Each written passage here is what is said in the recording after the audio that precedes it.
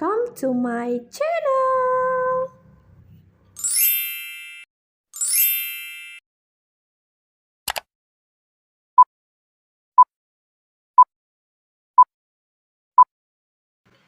Horas!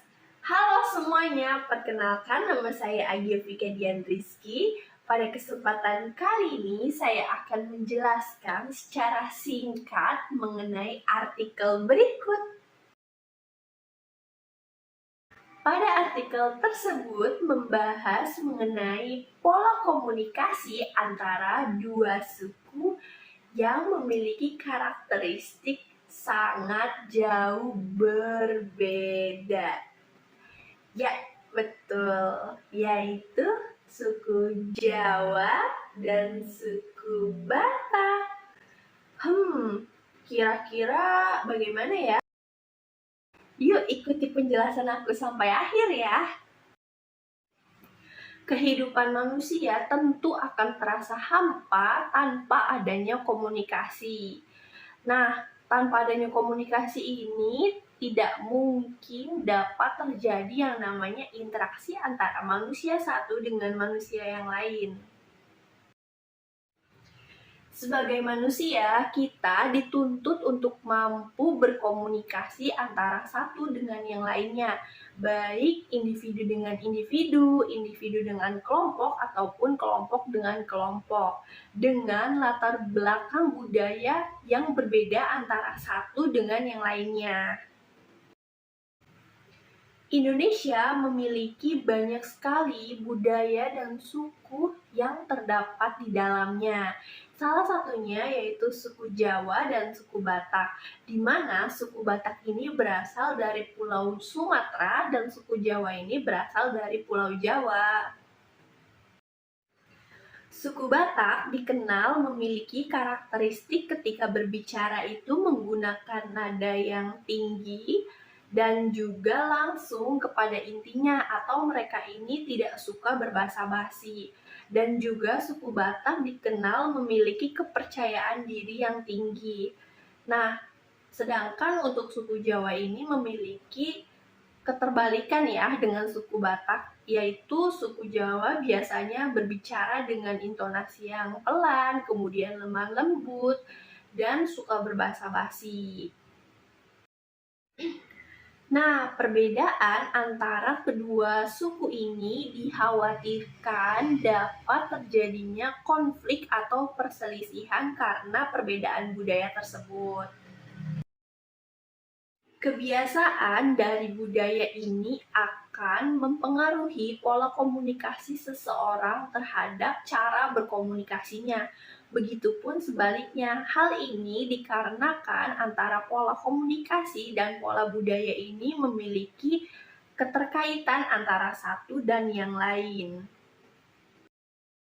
Pola budaya yang dimiliki masyarakat Batak adalah low context culture, di mana mereka ini ketika berbicara lebih senang untuk langsung kepada intinya atau blak-blakan dan tidak suka berbahasa basi.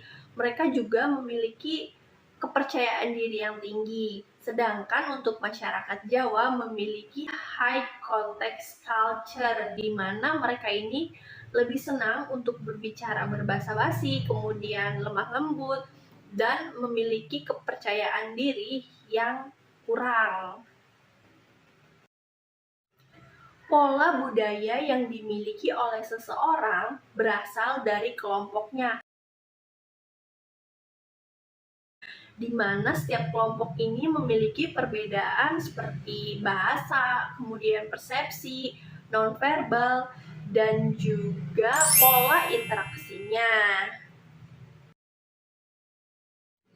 Bahasa yang biasa digunakan oleh suku Batak yaitu bahasa Batak, sedangkan suku Jawa itu menggunakan bahasa Jawa. Nah, ketika mereka berkomunikasi, bahasa yang sebaiknya mereka gunakan adalah bahasa Indonesia, karena bahasa Indonesia digunakan sebagai bahasa penghubung antara budaya satu dengan budaya yang lainnya.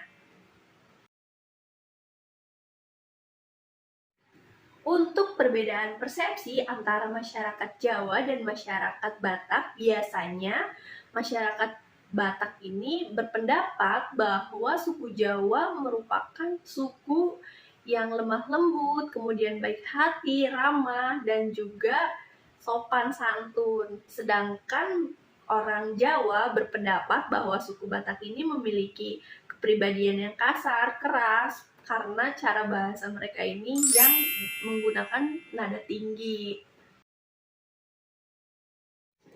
Bentuk komunikasi nonverbal antara kedua suku ini pun sangat jauh berbeda, di mana pada contoh untuk memperingati kematian, biasanya masyarakat Jawa ini menggunakan bendera berwarna kuning yang dipasang di depan rumah, sedangkan masyarakat Batak biasa menggunakan warna merah.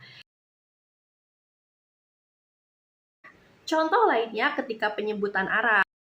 Masyarakat Jawa terbiasa menyebut arah dengan wetan, kulon, kidul, dan lor, sedangkan masyarakat Batak terbiasa menyebut arah dengan lurus, belok kanan, belok kiri, dan maju.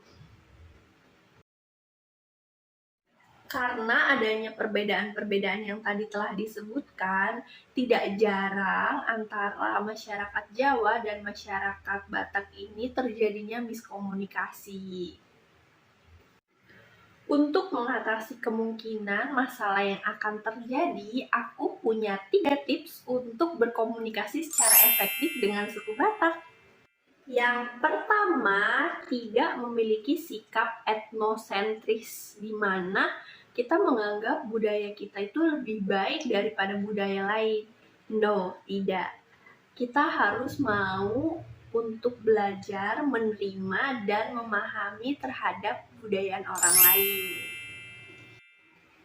Yang kedua, hindari menggunakan bahasa daerah masing-masing.